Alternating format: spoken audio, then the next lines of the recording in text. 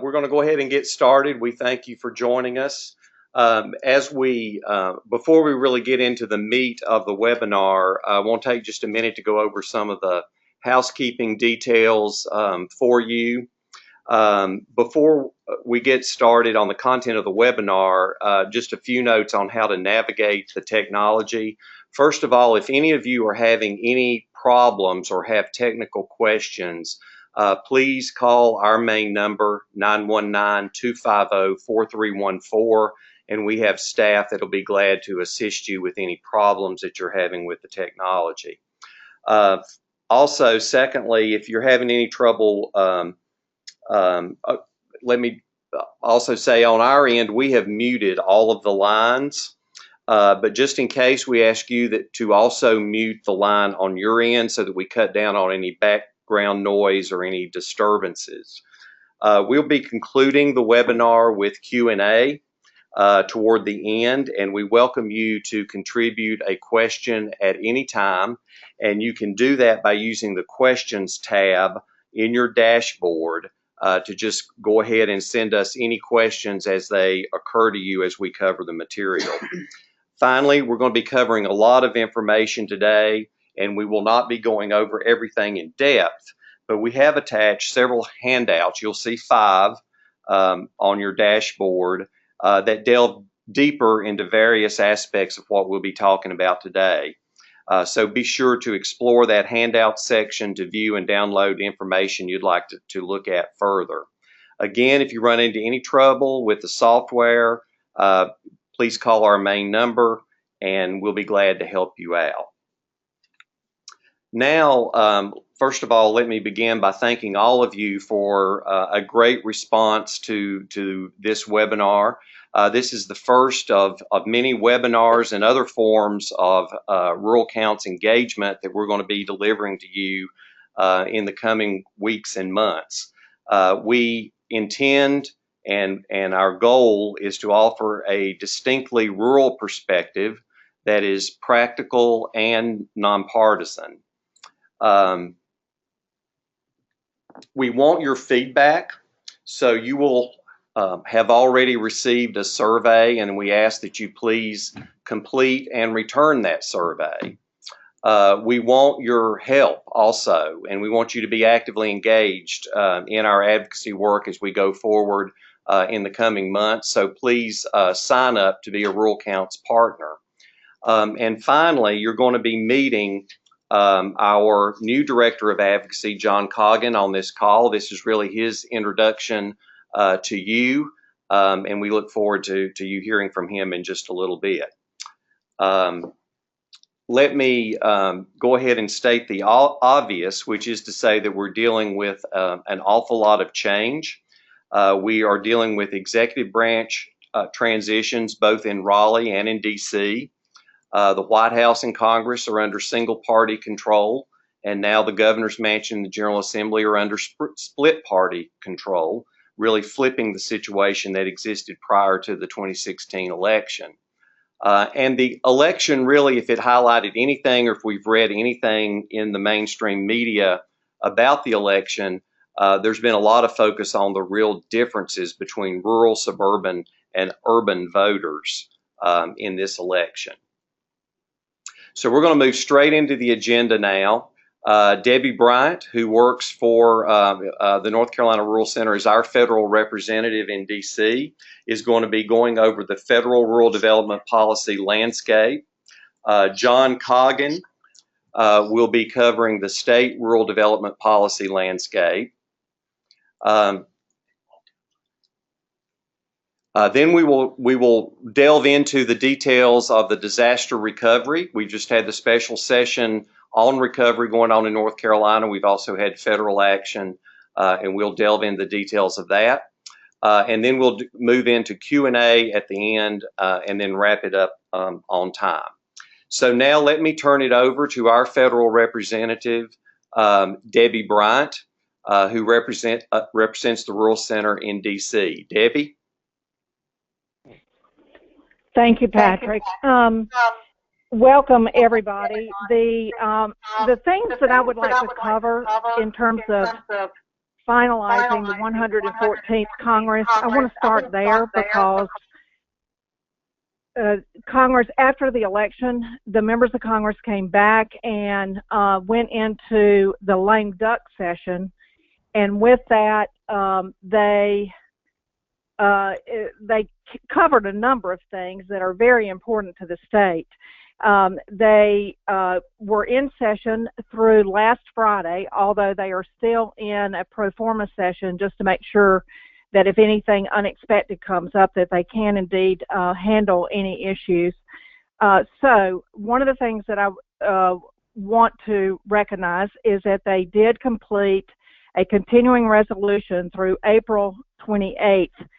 There was a 2-year budget agreement in place.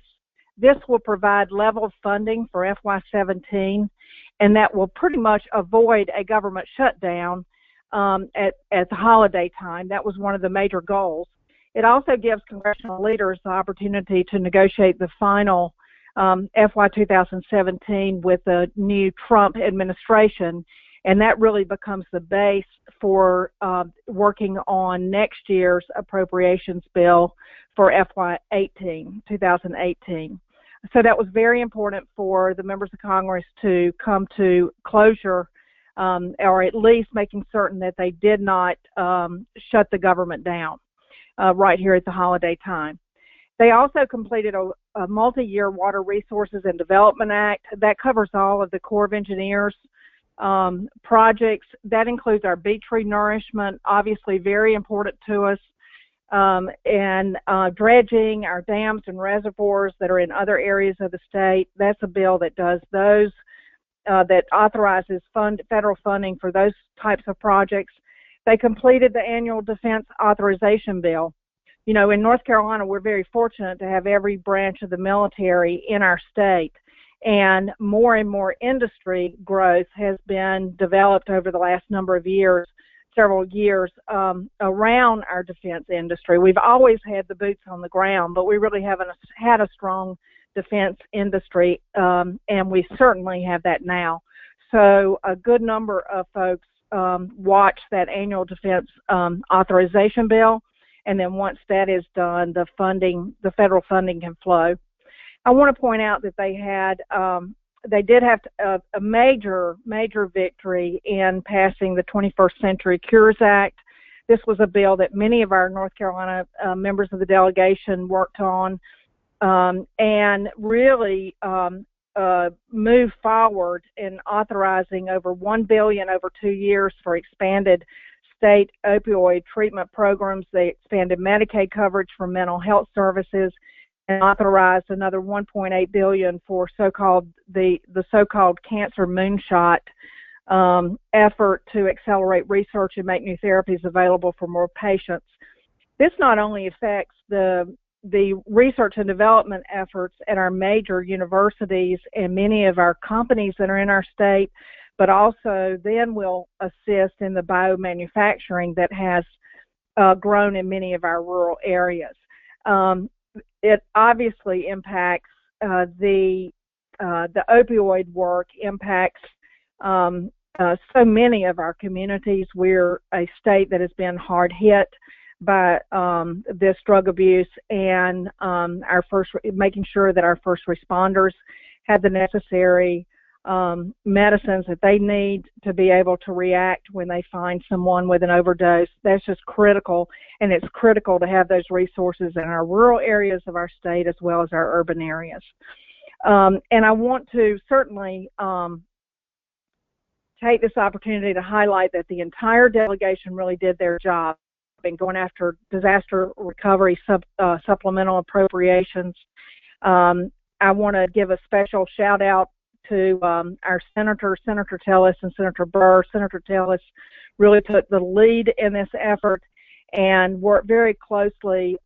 Again, the entire delegation really worked on the emergency supplemental, but Congressman Price, David Price, being our only North Carolinian on the Appropriations Committee, and then we've got, and we'll go through the package a little bit later, but Congressman David Rouser as a member of the Agriculture Committee, over on the House side. And again, several of our members worked with the leadership, both at the White House, the House, and the Senate, both Democrats and Republicans. It took everyone pulling together, working with the governor's office to make sure that we had some emergency supplemental dollars in that last bill that went through.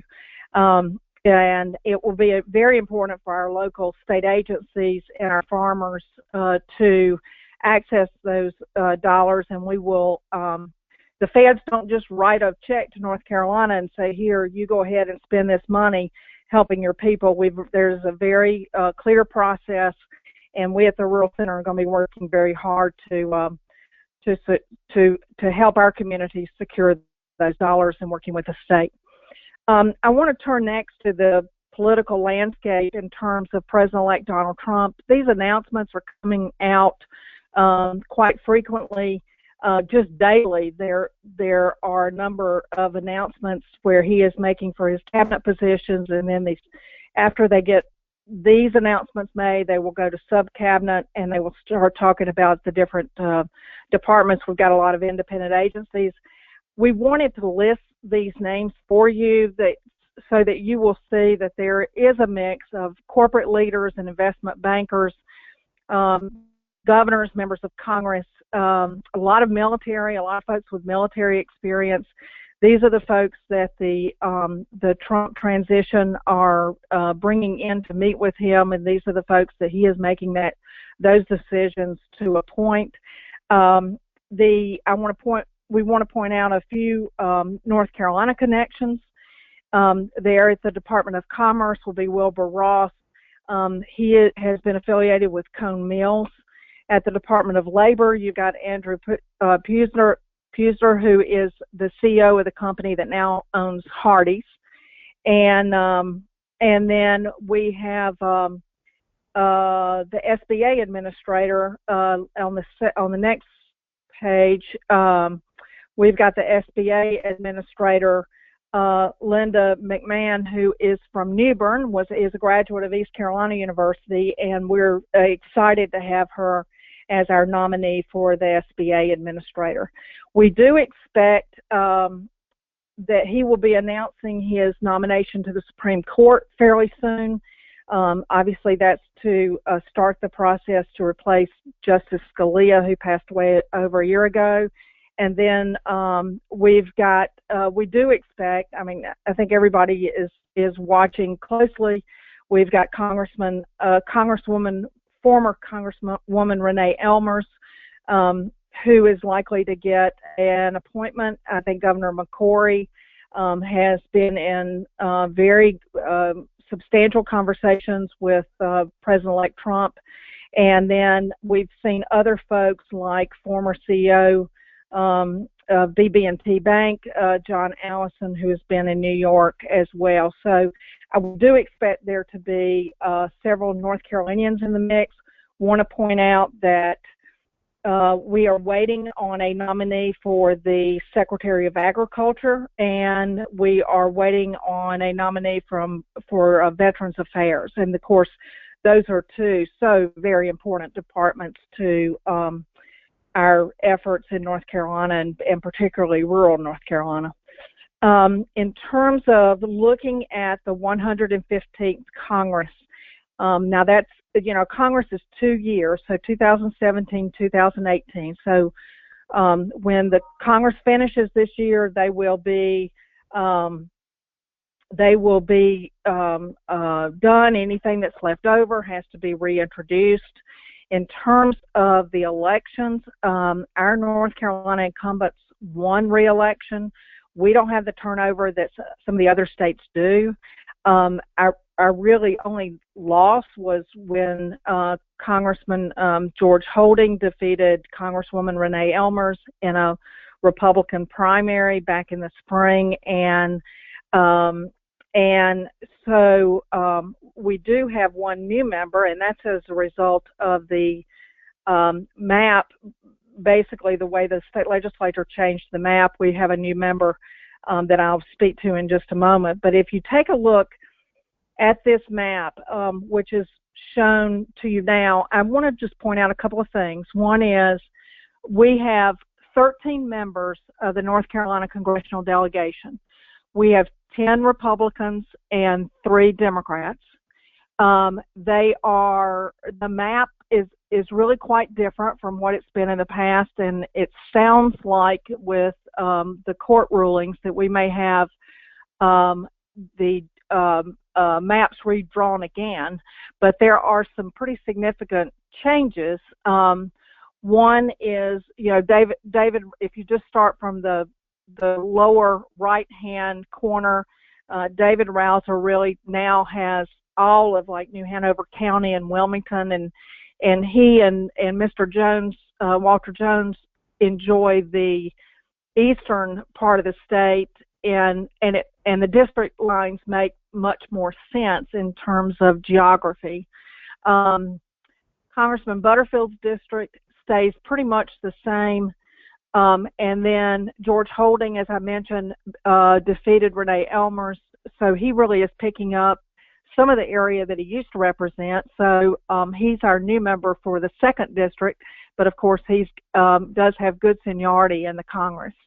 In the lower central part of the state, Congressman Hudson and Congressman Pittenger, their district geography really has changed, and that's kind of the old Bill Hefner district or Robin Hayes district, as some of you may recognize. It has now been reconfigured, and so they've got a lot of rural counties there, and so we are really increasing our work with those 2 members because of their new area that they're going to be representing when the Congress reconvenes in January. This is the map for January 3rd when they come back to Washington and they're sworn into office for the new 115th Congress. Alma Adams will be representing Mecklenburg County. Her district did stretch from Greensboro to Mecklenburg, and then the members in the western part of the state, really their geography looks a bit better and easier for them to manage for McHenry, Meadows, and Virginia Fox. And then the new congressman it's the new 13th that basically goes from Greensboro up towards Statesville, Iredell County, and that's the new Congressman Budd that we will reference, that we'll give a little more detail to. The Congressman Budd is a small business owner and really has a shooting sports retail store background. I think it's wonderful that he still lives at the home place where he grew up and is raising his family there. From a standpoint, he's probably got a bit more geography and diversity to represent.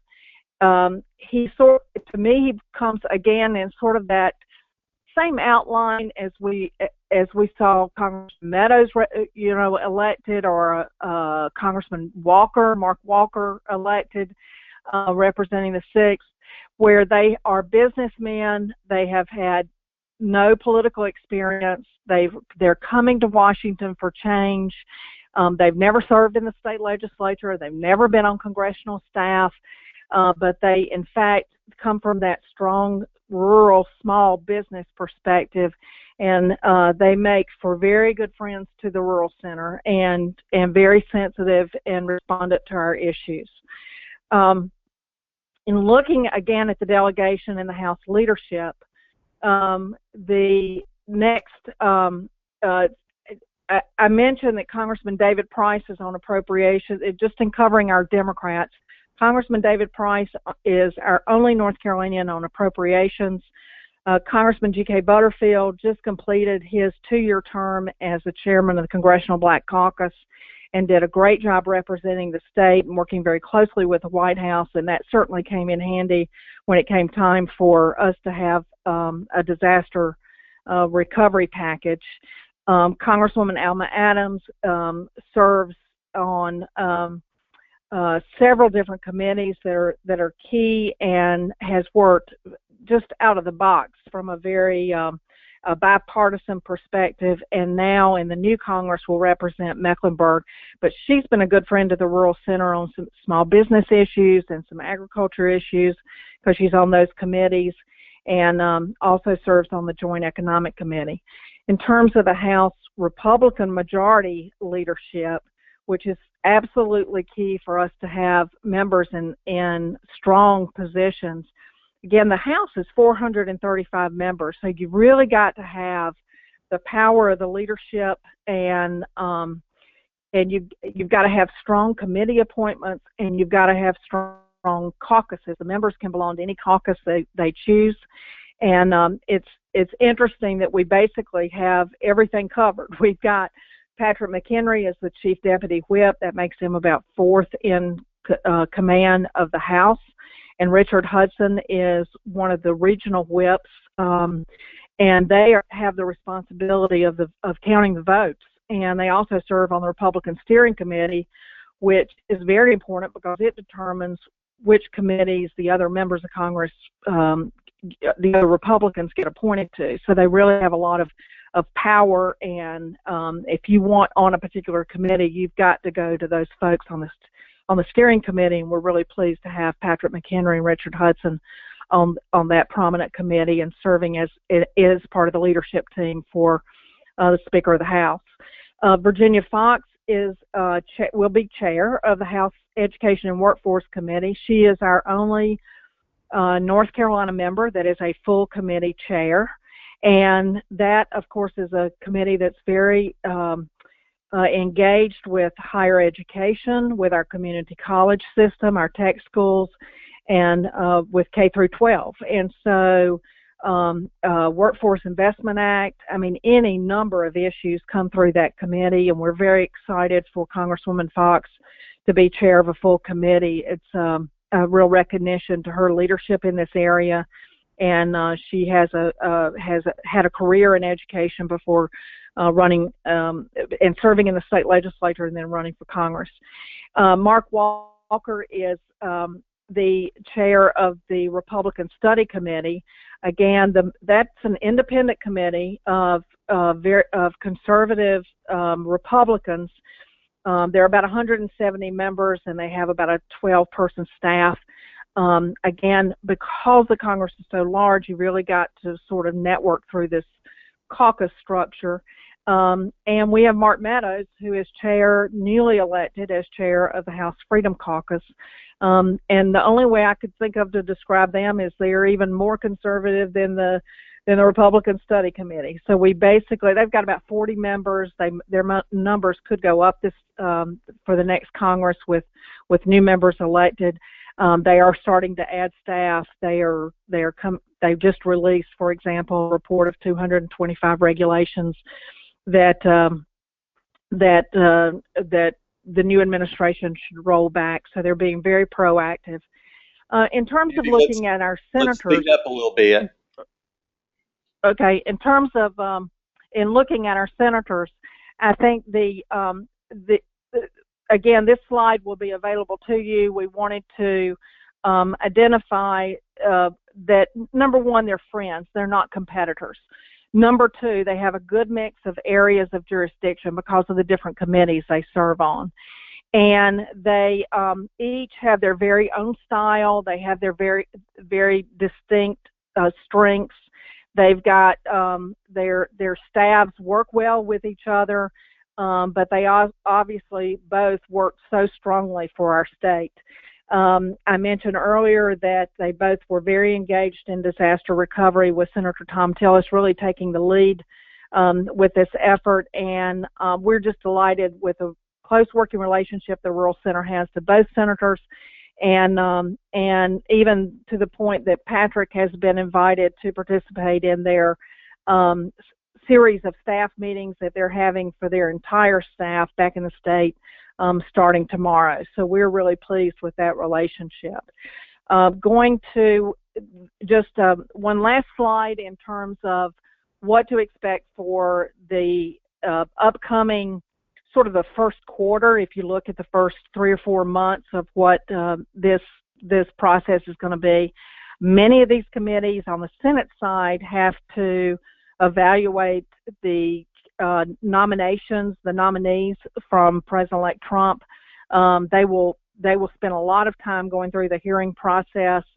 We will, because they did their continuing resolution through the end of April. They've got another bite at the apple in terms of making the final appropriations for FY17 that will basically fund the federal agencies from May until September of 2017. Obviously, you've had a lot of discussion regarding the Affordable Care Act. They may very well move to repeal, pass some type of repeal resolution early in the year, but they may very well need 2 to 3 years to come up with what's going to replace it. So they're not going to eliminate a coverage for 20 million Americans that are enrolled in the Affordable Care Act, but they will make a statement in terms of repealing it, and then they'll just delay it until they've got something in place to replace it. I think everybody knows that there needs to be changes. Insurance needs to be affordable. Hospitals don't want to return to massive debt from uncompensated care, and there's going to be a lot of pressure on the pharmaceutical industry to have reasonable drug prices and available to folks. So I think there is going to be a big, huge effort in terms of what the replacement looks like, but they will make good on their promise to repeal. It's just, again, there will be some type of provision that folks will not be thrown out of insurance if they've signed up, and because nobody would want to turn the healthcare industry upside down. In terms of tax reform and infrastructure stimulus package, Congressman George Holding and Senator Richard Burr will have key parts to play in this effort on both of these, because of the committees that they serve on, and these are important to I think key efforts, whether or not it's tax exempt bonds, preserving municipal bonds, making certain that public agencies have financing they can work with, encouraging public-private partnerships, whether or not we're dealing with renewable energies or the oil and gas industry, or what's happening, are the efforts in place in terms of our solar farms that are expanding all over North Carolina, making sure some of those tax credits are in place. These are going to be key for us to stay on top of and advocate for the people of North Carolina. With that, I'll turn it back over to Patrick, who will, I believe, introduce John. Thank you. Thanks, Debbie. Thanks for that overview. Now we're going to turn our attention from the federal level back to the state level and everything that's going on here, which is a lot even as we speak, and we're trying to keep up with all of it. I am very pleased to welcome on our staff John Coggin as our new Director of Advocacy. I can tell you he grew up in Lee County. And he comes to us most recently from PNC Bank, and we're very pleased to have John on our team. So, John, go ahead. Good afternoon, everyone. So glad to be at the Rural Center and with you today. I'm just going to spend a few minutes giving you a bit of an overview about what's happening on the state level. As Patrick just said, things are moving really quickly with both a new administration ramping up and multiple special sessions of the General Assembly being called. But what we're going to focus on today is what we know for certain. As things continue developing over the next couple of days and in the next couple of weeks, we're going to keep you up to date, don't worry. But for right now, we want to make sure that we're giving you accurate information and not just speculation. So today, as an overview, I'm going to give you some information about the impact of the 2016 elections on the makeup of the General Assembly and in the executive offices, both for the governor's office and the Council of State. And then for those of you who might just be calling in and are just learning about the Rural Counts advocacy agenda, I'm going to spend a couple of minutes giving you a sense of the breadth of the issues that we're focusing on in our Rural Count strategies, along with the particular ones we're going to be focusing on in 2017. So let's look at how the General Assembly is going to look in 2017.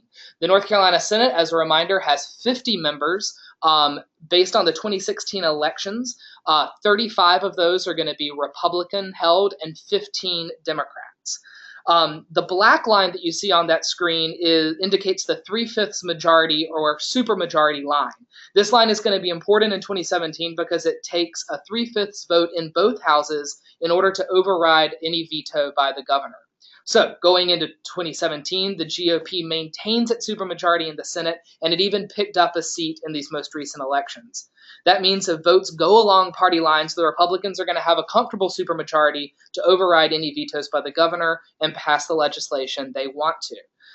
Even if votes in the Senate are not exactly on party lines, the Republican caucus can't afford to lose at least 5 votes and still override a veto.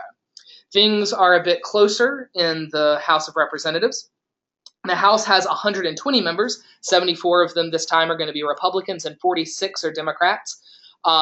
Democrats picked up 1 seat in the House in 2016, meaning they're closer in the House than in the Senate to breaking that supermajority. Still, the makeup of the House and Senate all but ensure comfortable overrides of any legislation Governor Cooper may veto. One big story coming out of 2016 at the state level is the number of first-term or freshman members of both houses. The Senate has 8 new members that you see here, meaning that 16% of that body will be there for the first time. Remember from the earlier slide that the Senate gained 1 Republican member, and that's going to be Danny J.R. Britt, who beat incumbent Democrat Jane Smith in the 13th district that covers Columbus and Robeson counties. You see his name underlined here to indicate that party switch. The rest on the names of the list are new members who replaced people of their own party who stepped down or retired. So I'd like you to pay attention as you look at the screen to the names in green. Those are the folks who are serving rural areas, coming from one of the 80 counties that the Rural Center counts as rural. That means that these are people who should be resonating with the concerns that we want to highlight. Since they are new, though, they're going to need our help. We're going to need to educate them about the priorities in the midst of the inevitable onslaught of all the issues they could address. So if you're from one of these areas, we encourage you to get in touch with them. Reach out, let them know that you welcome them into leadership, and let them know that you are here as a constituent to give feedback and provide support as they start their term in the General Assembly. On this House of Representatives side, we also have a very large freshman class. About 20% of the House are new members. That's 23 freshmen in the House with 120 seats. So many that we had to fit them on 2 separate slides. So as you look at this first slide, you'll see that, remember that Democrats gained a seat, but it's a little bit more complicated than that. There's a little bit more turnover. So the Democrats actually won 4 seats that previously belonged to Republicans, and 3 Republicans won Democratic seats. So that on the balance, that means that the Democrats gained 1 seat. Again, those are underlined, the people who are taking a seat that was previously held by someone in a different party. Again, also, you'll see that those in green are folks from rural areas. So, we just like on the Senate side, we encourage you, if you're from these areas, to get in touch with your new representative early in 2017 to let them know that the Rural Center and its networks are here to help. To summarize the changes to the General Assembly in 2016, structurally, there haven't been many. The GOP still holds the supermajority in both houses, and so it can pass pretty much whatever legislation it desires. But within that structure, there are many new members, and as advocates, we can help them speed up that learning curve. Finally, there are many rural legislatures in the House and the Senate, both new and old members, and some of them hold top leadership positions. So if we, as a network of rural advocates, can communicate our priorities effectively, these legislators can be our allies in implementing smart economic development for rural North Carolina. So the biggest changes structurally come on the executive side. Most notably, Roy Cooper is going to take office in January as the 75th governor. He's originally from Nashville, North Carolina, and has served 4 terms in the Attorney General's office. Before that, he was in the House for 2 terms and 5 terms in the state Senate, 2 of which he served as Majority Leader of the Senate. Throughout his campaign as governor, Mr. Cooper highlighted his rural roots, so we have confidence that as governor, he's going to be receptive to our economic development agenda. Because of the close election, though, and the extended questions over recounts, the results of this election weren't finalized until just a couple weeks ago in December. That means that we still have lots of questions about what this administration will hold. The Rural Center looks at this along three major lines. That's appointments, the agenda that he will take, and the tone he will set.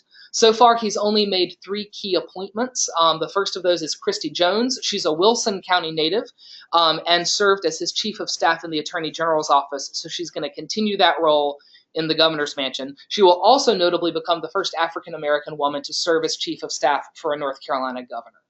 Also added to the docket are Ken Udy, who's going to be his senior advisor. Mr. Udy is the founder of public relations firm Capstrat, and Brad Adcock will be his legislative director. Mr. Adcock was a former member of the UNC Board of Governors and has also been a lobbyist for Blue Cross Blue Shield of North Carolina.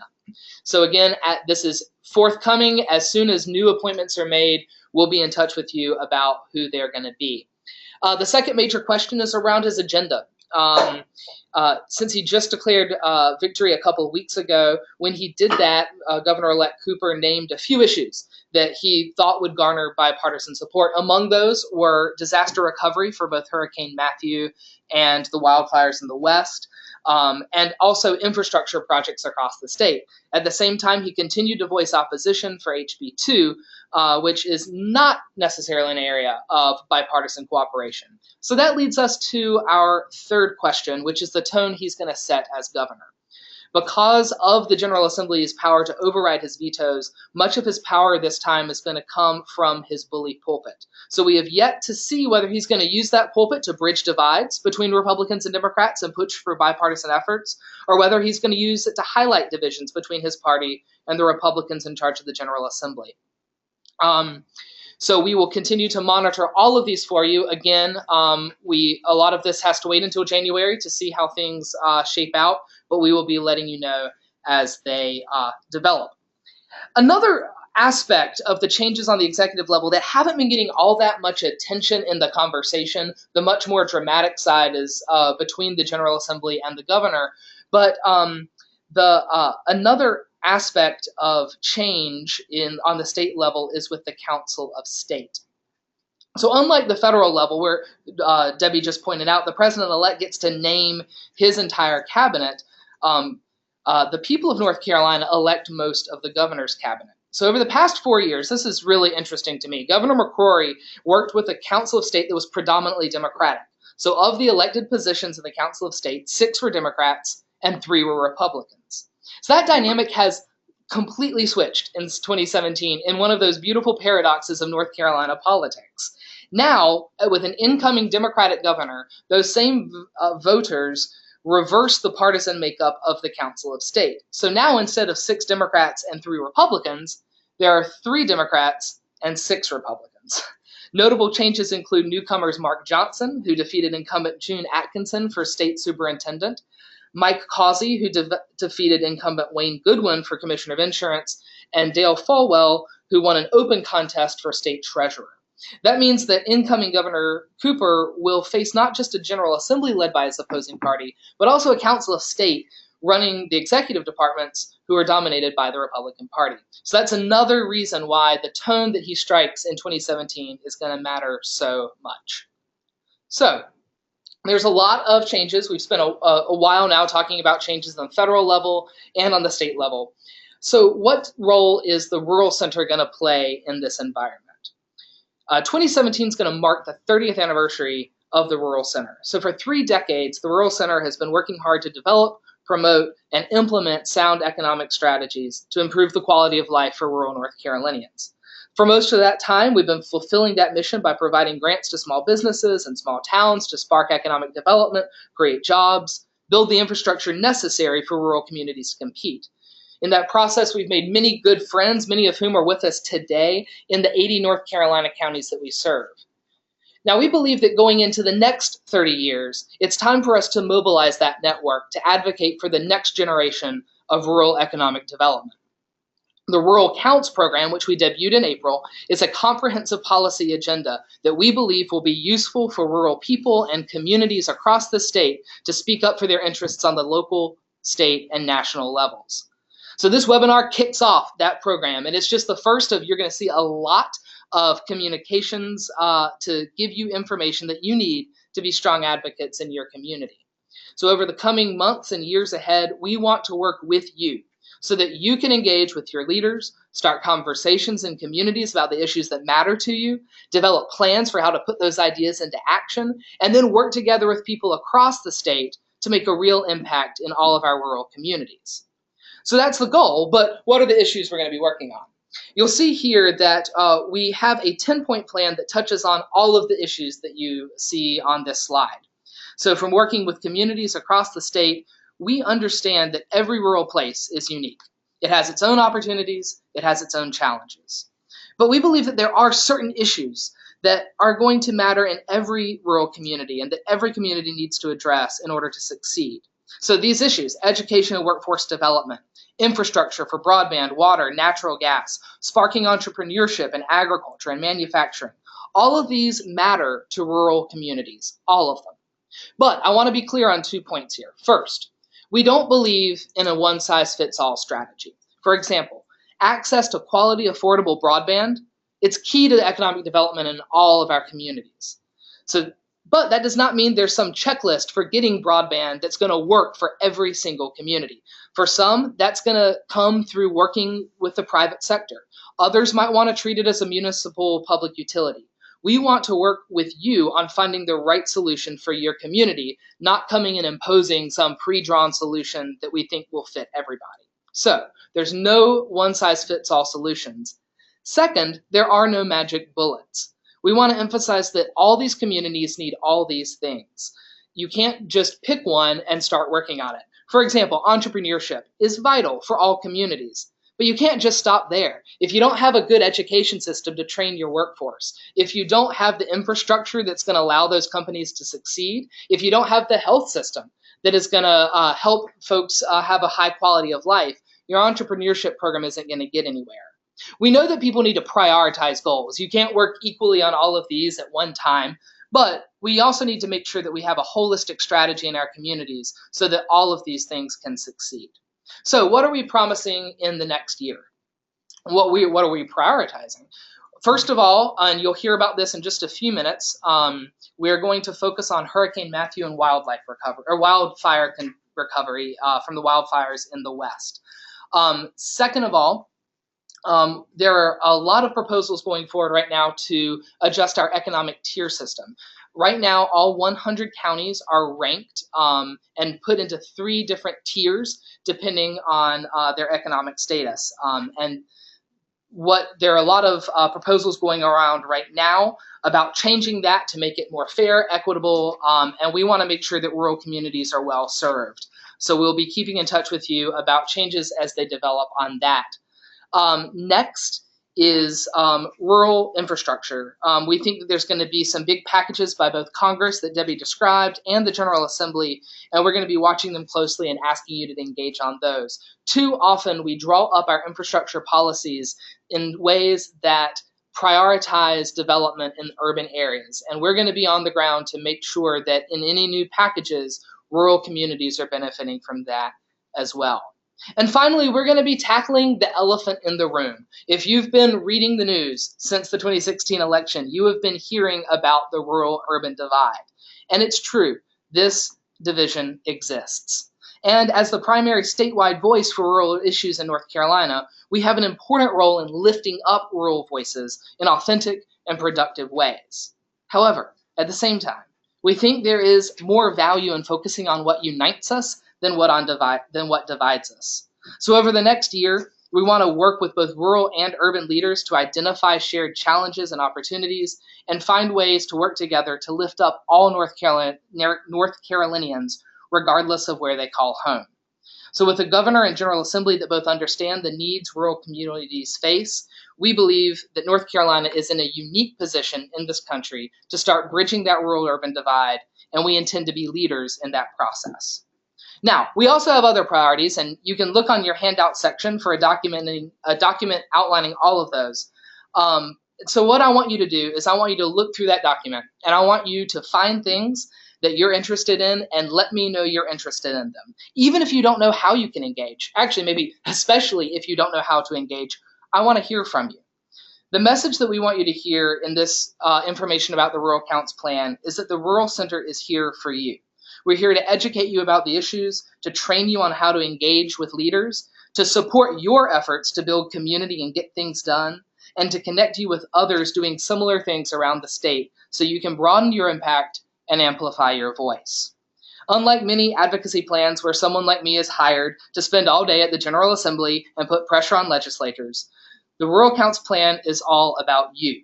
My job is simply to help you raise your voices, not just on policy issues, but also on ways that you can get out into the community today and start making a difference on the ground. So, in conclusion, as we move to 17, know that I and the rest of the Rural Center staff are here for you as we work to let all North Carolinians know that rural counts. Thanks, John. And I think you can see from John's enthusiasm why he impressed us so much, and we're really excited to have him on our team. Now we want to turn our attention to giving you a thorough look at where we stand with disaster recovery. We now have packages from the federal government and the state government. The state government package was signed by the governor earlier today.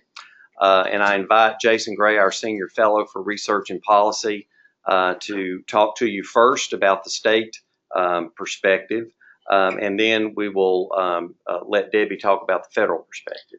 Actually, I think Debbie is set up to go first. So, okay. So Debbie, let's pass it over to you, and well, first off, we'll start with the overview of the federal aid, then the state aid, and then talk a little bit more about the state package, and then turn it back over to Patrick. So, Debbie, let's go ahead and start with you and discuss the federal aid package. Okay, thank you. As I mentioned earlier, the North Carolina Congressional Delegation has done its job in taking the piece of legislation that was moving forward, which was a continuing resolution, and attaching to that a supplemental spending package for those that have been hardest hit by the recovery.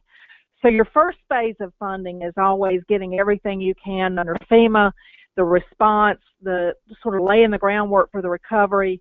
The next effort is the Congressional Supplemental. Again, that was signed into law last Friday, December the 9th. It has the 5 components that are listed here. For USDA emergency watershed protection, there is about $6 million for North Carolina there. That money is basically available to counties.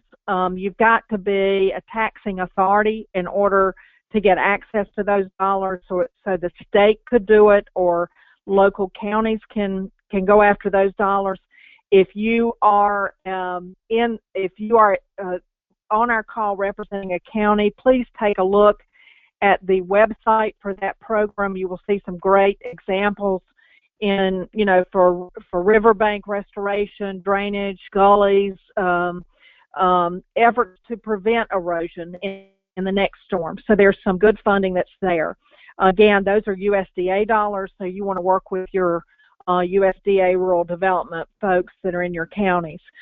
The next category is the Emergency Conservation Program at USDA. I want to give a shout out to Bob Etheridge, who is head of that program and who worked really quickly, I guess probably as a former member of Congress, to pull together the estimates and making certain that in fact we could secure a significant portion of those dollars. Again, Congressman David Rouser serves on the Ag Committee, and that was very important work that he did, as well as Senator Tillis, in securing these USDA dollars. The Emergency Conservation Program is about $27.5 million designated for our North Carolina farmers.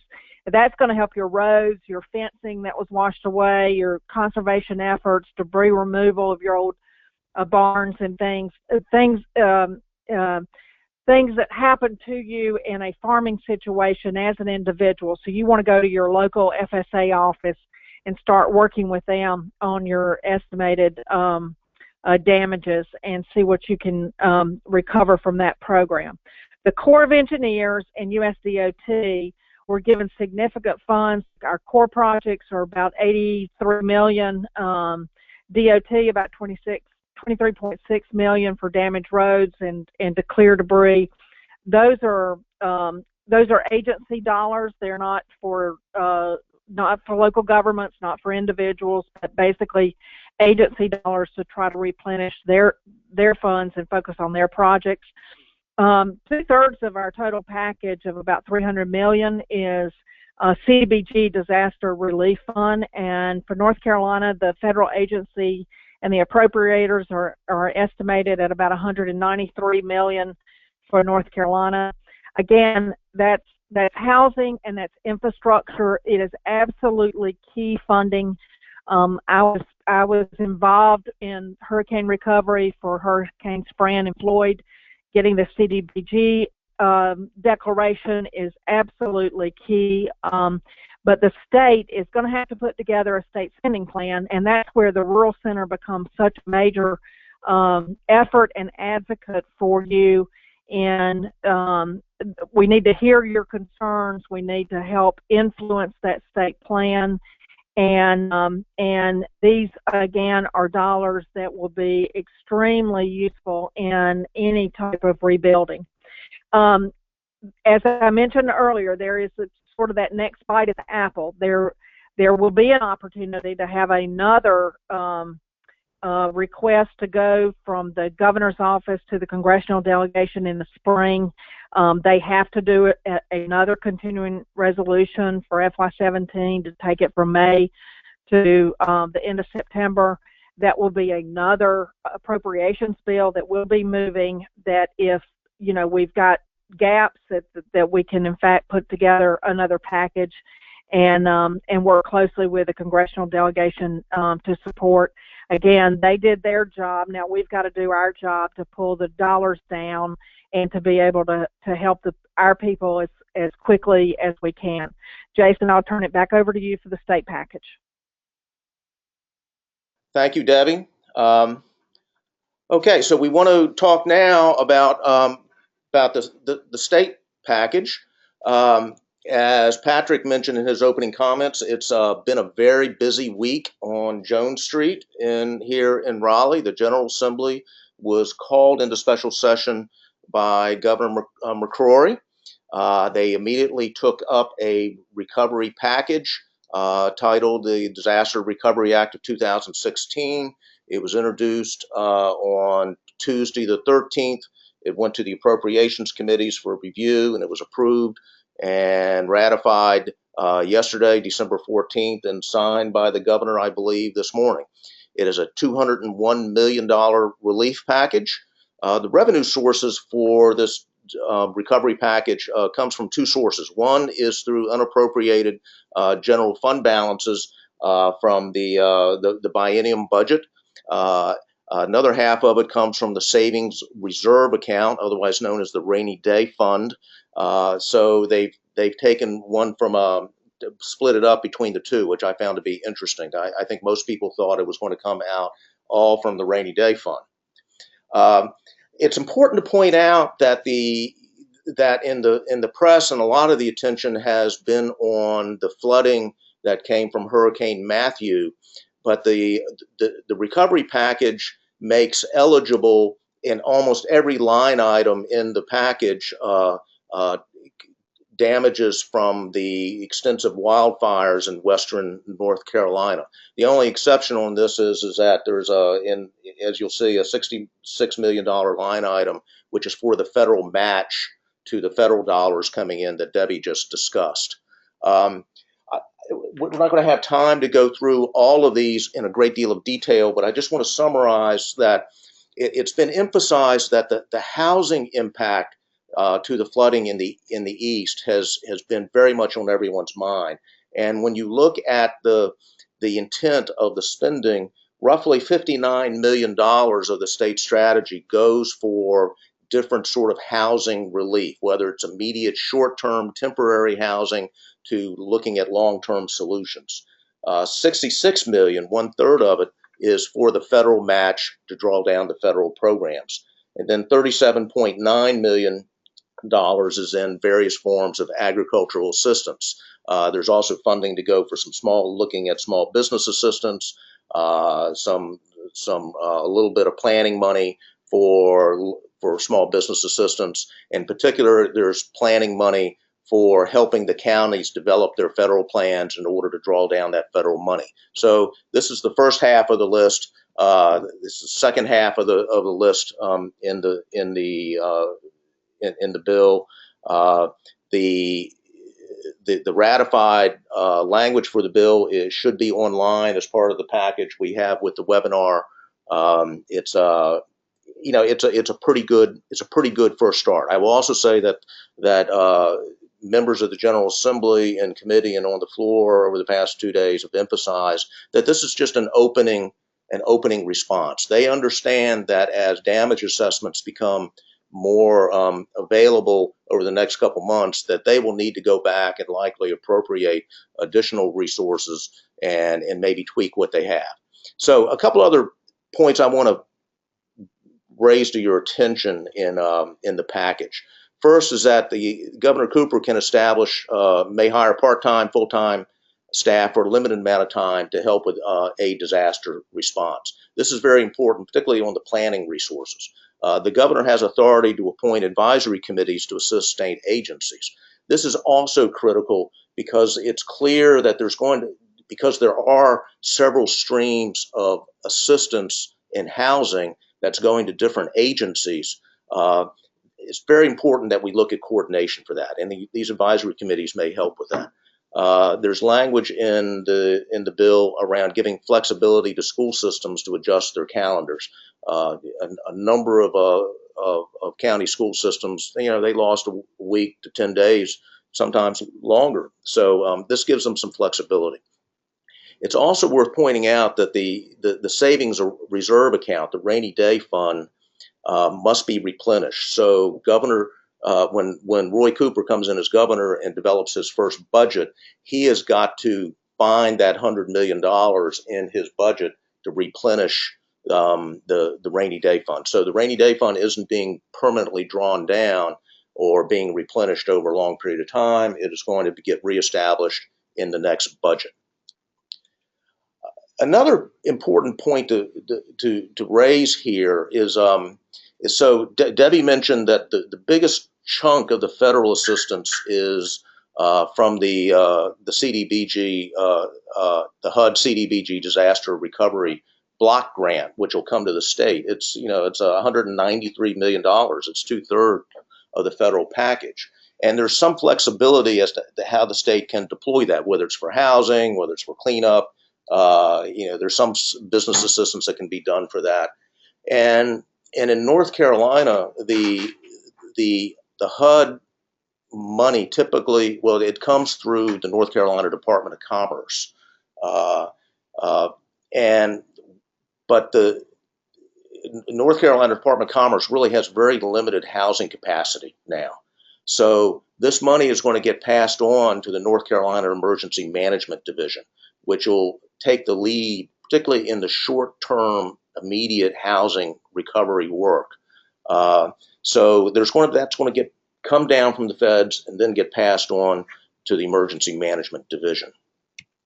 The Cooper administration, as we know, you would have to have just gotten off a round-trip flight to Mars to not appreciate that we have a change in governors' chairs taking place. Because of the delay in settling the election, the Cooper administration transition staff are just now reaching out to agency personnel. I heard of a couple instances specifically yesterday about that while I was downtown. But we do know that they understand the critical importance to moving quickly on this and having a good handoff of the baton between the McCrory staff and the Cooper staff. So despite a very hard-fought campaign, I think that transition will go well, and I think they're working well together now to make that happen. As I mentioned, the building blocks of the state and federal recovery package are now in place, and interagency coordination is key for implementation, especially for housing and especially for the planning assistance that needs to be on the ground to help these severely impacted communities, many of whom had limited administrative capacity to begin with. So we're going to have to look at strategies to amplify that as much as possible. Okay, I want to turn it right back over to Patrick to talk a little bit about the Rural Center perspective on what we are seeing and what we think needs to happen for the recovery going forward. And thanks, Jason and Debbie. We did want to spend a good chunk of our time on disaster recovery, recognizing that not everybody on the call is in one of those disaster affected areas, but more than half of us are. And so we did think it really required some time. The thing that we're most interested in now is seeing really the transition completed as we move away from our immediate responses to the disaster and toward the planning for our long-term economic recovery of those areas that were hardest hit. We do know that the damage is more extensive than it was following Floyd, and Floyd was one of the biggest incidents we had seen, at least in a long, long time. And so these communities are going to need a good period of time in which to recover. We do now have federal and state resources in place, but we know there's going to have to be a lot of attention on the planning that goes into helping communities take advantage of those resources. And we're going to need to see coordinated longer-term strategies put in place, and that planning assistance in those disaster regions and in the communities themselves is going to be something that we're watching very closely to make sure that those resources are in place. We've lost a lot of our planning capacity in recent years, and we want to see a lot of that planning capacity restored so that communities are able to take advantage of them. We also know that there may be additional appropriations that are considered both at the federal and state level. And so we need to work really hard at identifying the gaps that are not being filled by the packages that have been put together already or aren't being filled by the private sector. And so we'll be looking to assess those gaps. We're going to be asking you to let us know when you identify those and see those to make us aware of them. We're also going to be looking at some of the standing programs that do exist, such as the Rural Economic Development Division's Build and Reuse and Restoration Program that could be used, or a version of them could be used to address specific redevelopment and recovery needs. And so share with us your best thinking on that as well, so that we can really work on that together. Now we will go ahead and move to the Q&A portion of the webinar. Please, we invite all of you to submit questions. Just go to the question tab on your dashboard. We have a few that are already here. I'm going to ask John Coggin to come back and really moderate this session, but type in your questions and we will try to answer all that we can. All right, everybody. While we're waiting for some questions to come in, I want to give you some time to type those in. What I would like to do is actually pass the baton to Jason to do a little bit of self-promotion about some of the work we're doing in the wake of Hurricane Matthew. Okay, thank you, John. One thing it occurred to me when as I concluded my comments in talking about the disaster package that we overlooked in designing this webinar is to highlight that the Rural Center, when the flooding occurred, we immediately convened and started to think about what is it that we could do that have some value in the short term. So we worked to develop in partnership with others, particularly the North Carolina Community College Small Business Network, the SBTDC network, and the support center to look to create a short-term bridge loan product that could get capital out into communities immediately for small businesses to capitalize their work, to clean up, and to tide them over until the longer-term federal SBA and other loan packages came on board. We committed some of our own resources for this. The North Carolina Golden Leaf Foundation was highly supportive, and we are deeply grateful to them. The North Carolina Electrical Cooperatives, BB&T, and PNC Banks and Wells Fargo Banks also contributed. So it was just a terrific public-private partnership that emerged very, very quickly to design this what is now a $3 million loan fund package. So we have flyers on the bridge loan program on our website, but just very quickly, the loan amounts can be from $1,000 to $15,000. Loans have a 90 to 180-day term, and it will be interest-free for the loan term period. Payments are not required during the established loan period, but loans must be paid in full by the end of the loan period, and after that loan period, a 12% interest rate kicks in. So it's designed to be a short-term infusion of capital. We've turned around, I think, around 14, 15 loans now. You submit a loan application, which is fairly simple. We can turn it around generally within 48 hours, 2 business days. So it's just our way of trying to meet an immediate short-term need. So I just wanted to highlight that. And any business that's received damage and it's in the pipeline for securing SBA support, a loan from SBA is eligible, and it's in any of the, I think I counted 57 counties that are part of the declared disaster area in eastern North Carolina. So thank you for this quick advertisement, and I will now turn it back to John, and we'll start fielding questions. Yeah, back to regular scheduled programming. So the questions have been pouring in. Thank you so much, and we want to continue asking for you to type some in. The first question is, does the Rural Center work with public libraries in rural areas? And since this is my second week on the job, I'm going to pass that question to Patrick. Well, certainly public libraries are a very important partner of ours. We have partnered with them both at the state level with the state librarian, but also with libraries all across the state. They've been particularly important in our community engagement work. We have often found that the best way of reaching some of our rural constituents has been through public libraries. And so we really view them as anchor institutions in our rural communities. We use them frequently in our meetings and seminars and things that we're doing on the road. So yes, libraries are an important partner to the Rural Center. All right, thanks, Patrick. The next question is around rural strategies on the executive side on the state level of government. We have a question. Are there any clear differences in rural strategies with this new Cooper administration relative to the McCrory administration? I think the definitive answer is that it's a little early to tell. Certainly when they were in campaign modes,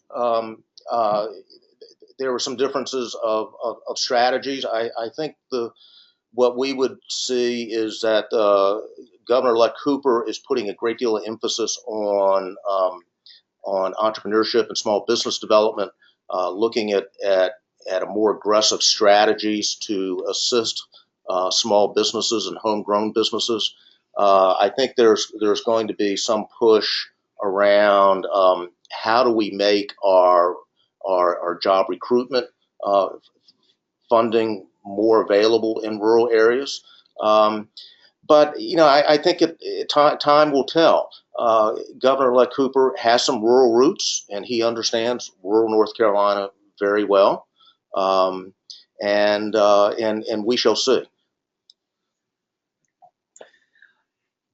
So the next question we have is around the role Council of Governments, or COGS, play in disaster recovery process. The simple answer is they're already playing a really huge role, but Patrick, would you like to? Well, COGS are critical, critical partners of the Rural Center. We work with them in so many ways, and I'm sure there are several COG representatives on the call with us right now. The COGS are playing a very important role in disaster recovery in those affected areas, particularly in the role of at times helping out through their through the workforce development boards that are anchored at most of our COGs, in being able to offer some part-time labor assistance to businesses that need that part-time assistance. They have some resources through the COGs in order to do that. COGS also will probably be important in the long-term planning function of really helping regions and communities think long-term about their recovery and how best to recover. Now, there, as a follow-up to that, actually, we have another question around how COG support has helped localities with CDBG, and infrastructure grants in the past, but many have lost capacity and funding in the program area. Is there any way to bolster that in this recovery process? Well, in fact, that's beginning. My understanding is that several of the COGs in the East have secured some EDA, Economic Development Administration, support to beef up their planning capacity. EDA certainly recognizes the role that the COGs play. We've got some strong ones in the East, and it's good that EDA is getting them the resources to have even greater impact on the ground. We'll certainly be talking to our COGs and listening to them and seeing what resources they need and making sure that we're integrating that into our advocacy strategy. So another question, we've talked a lot about the East and the hurricane recovery. A question a little bit around specific plans in place to assist counties affected by the wildfires. This person's asking in particular around Region C, Rutherford, McDowell, Polk, and Cleveland counties. I think that the challenge we have right now is not having a very good assessment on what the community and private property impact has been from the fires. If you look at the language of the General Assembly's disaster assistance package, there is some specific reference to replenishing fire protection services in the West. Volunteer fire departments in both the East and the West took a big hit. And there's, I think, $1 million going to the Department of Insurance, which channels money for volunteer fire departments. So there will be some resources there.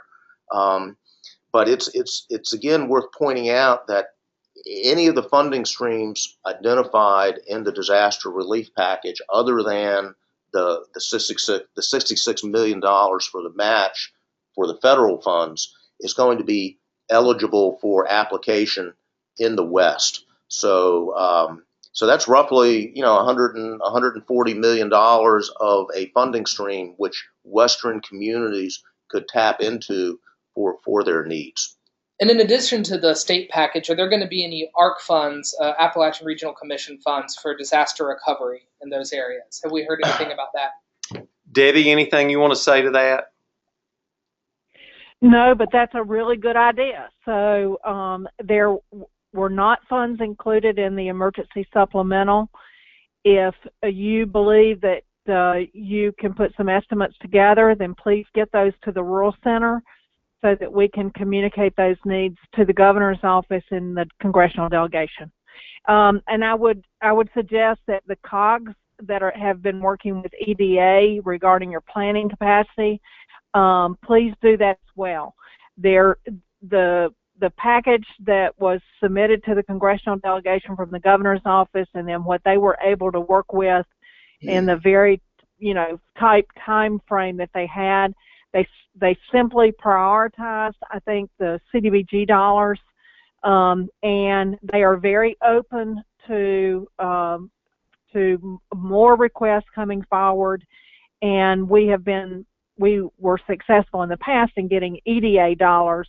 They do have a disaster recovery office. They have handled work in North Carolina in the past from our storms, and that also would be a good thing. But we've got to have those kind of figures from the local level, so that's another place that COGS could be really helpful. Thank you. Thanks, Debbie. Also, following on the disaster line, we have talked about the community development block grants in a rural context, but one listener asks if those funds can also go to non-rural areas where there's a need for the homeowner to repair a home. My understanding is that the answer to that is yes. For example, Pitt County, specifically the city of Greenville, I don't know if they're an entitlement city and they're getting their own direct line from HUD, but my read of the disaster assistance language is that that money can go anywhere in any of those federally designated disaster counties. So I think it can go into urban communities, for example, Greenville, as well as any Fayetteville, Fayetteville, and parts of Wake County. That's right. All right. So yeah, go ahead. wait a minute, John. The only thing I'd like to add is that for HUD disaster assistance, they do not distinguish between entitlement communities or anything else. It's a general pot of money. However, there is a state plan. The state plan has to be crafted. It has to be presented to HUD. HUD has to approve it before they will send any money to the state.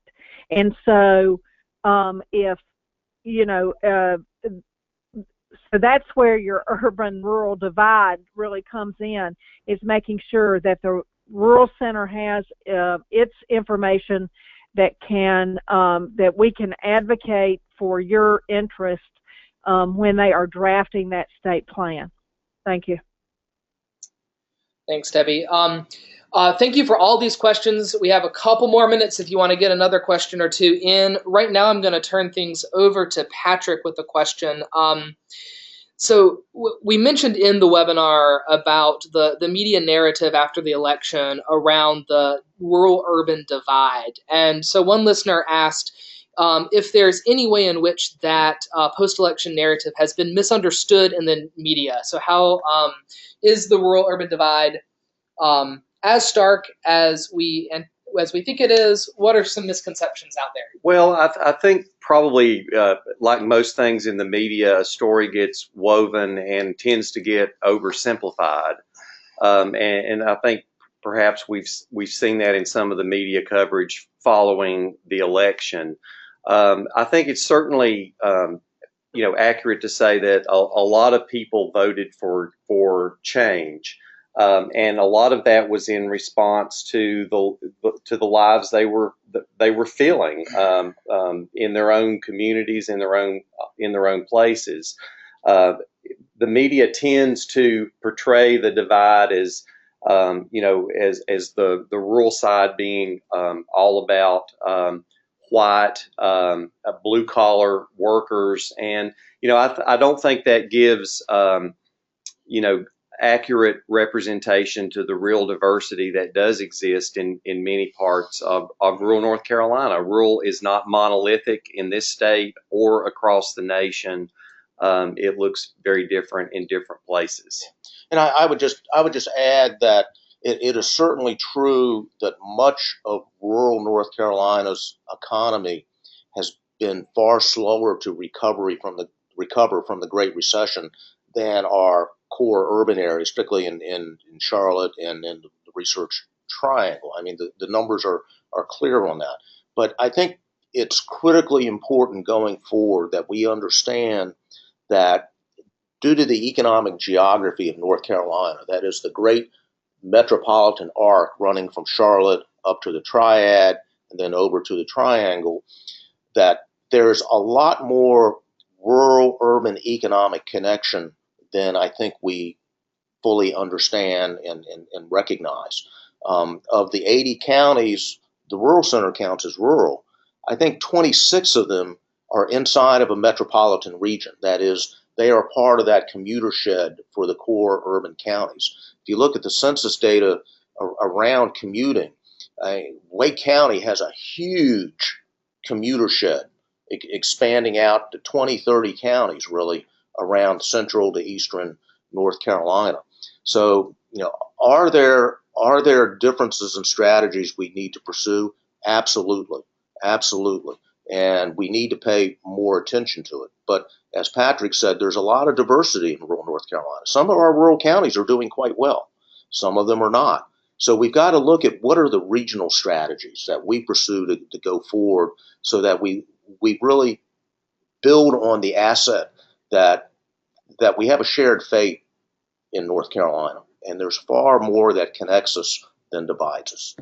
One other thing I might add, just as a point of interest in case you're not following it, is that the U.S. Census has just released their latest update, sort of a huge data dump from them of a lot of their most up-to-date demographic information.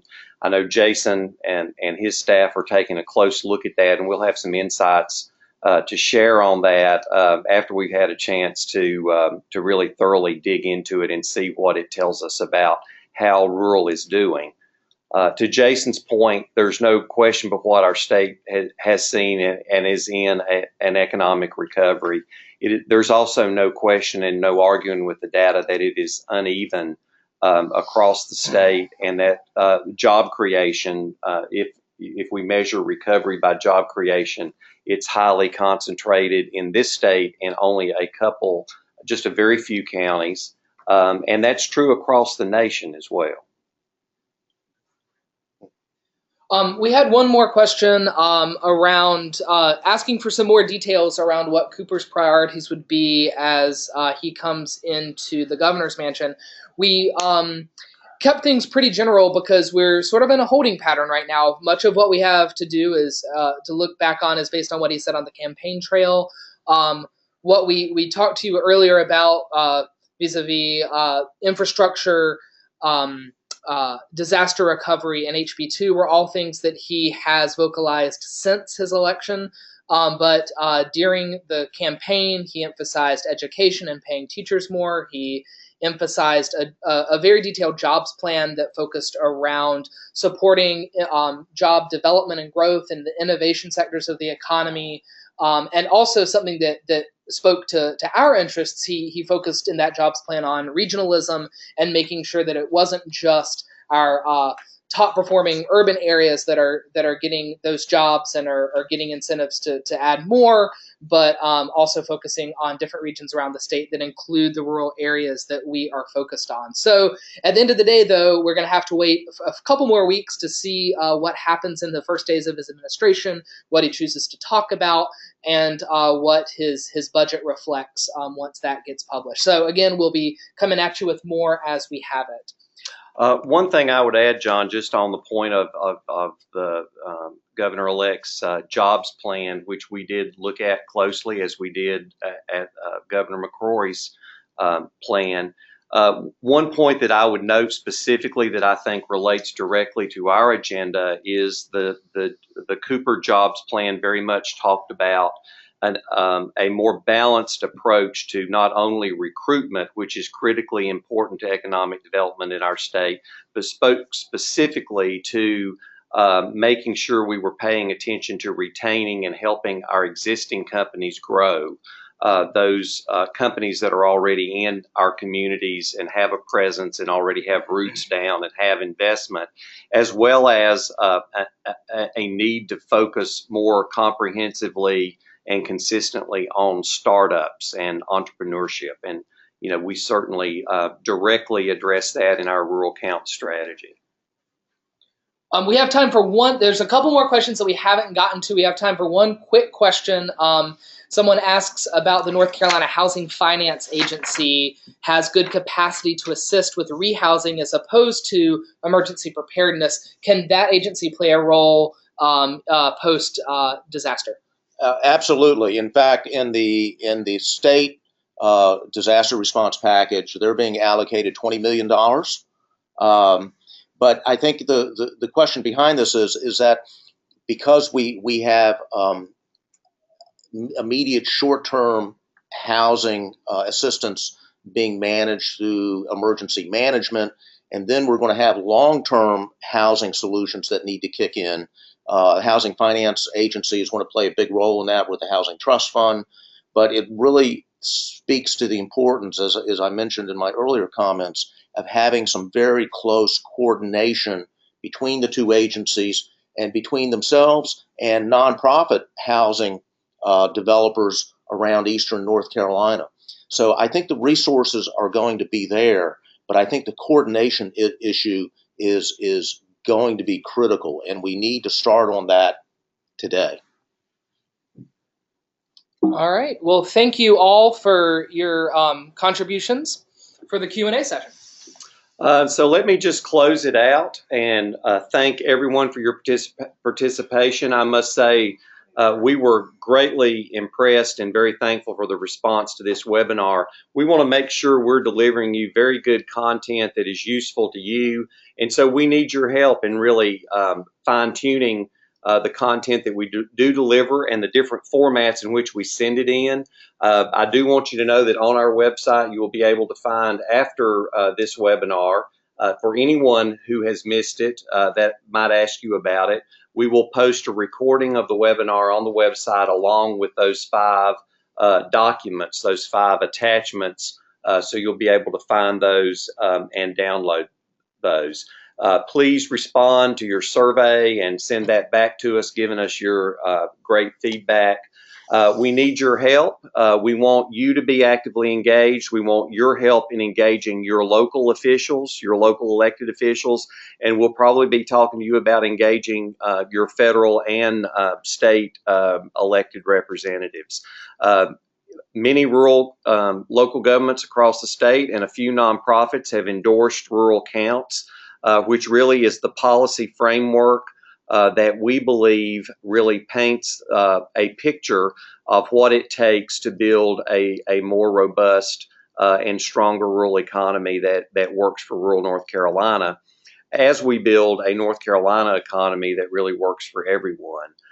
You've met John now, and he's invited you to get in touch with him, and that's exactly what we hope that you will do. And there is John's contact information. I know he will look forward to meeting you and hearing from you. And until next time, we thank you for your participation today, and we look forward to being with you again soon. Thanks.